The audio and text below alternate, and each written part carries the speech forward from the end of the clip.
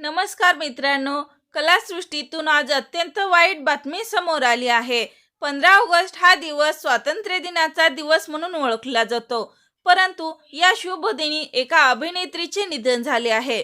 तर चला जाणून घेऊया कोणती आहे ती अभिनेत्री व काय आहे संपूर्ण माहिती। हिंदी चित्रपट सृष्टीतील आपल्या दमदार अभिनयाने आणि साध्या सुंदर व्यक्तिमत्वाने प्रेक्षकांच्या मनात विशेष स्थान निर्माण करणाऱ्या अभिनेत्री विद्या स्नेहा आज यांची आठवण येते। विद्या स्नेहा यांचा जन्म 15 नोव्हेंबर 1947 रोजी मुंबईत झाला होता। त्यांनी मॉडेलिंग पासून आपल्या कारकिर्दीला सुरुवात केली आणि पुढे हिंदी चित्रपट सृष्टीत प्रवेश केला।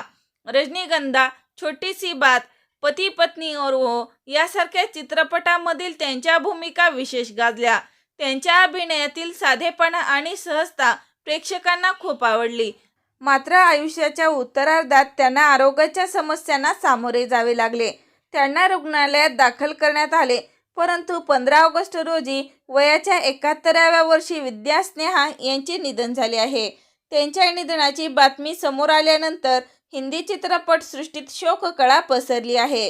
तर मित्रांनो, आज त्या आपल्यात नसल्या तरी त्यांची साकारलेल्या भूमिका आणि त्यांचा साधा मनमोहक अभिनय आजही प्रेक्षकांच्या स्मरणात आहे।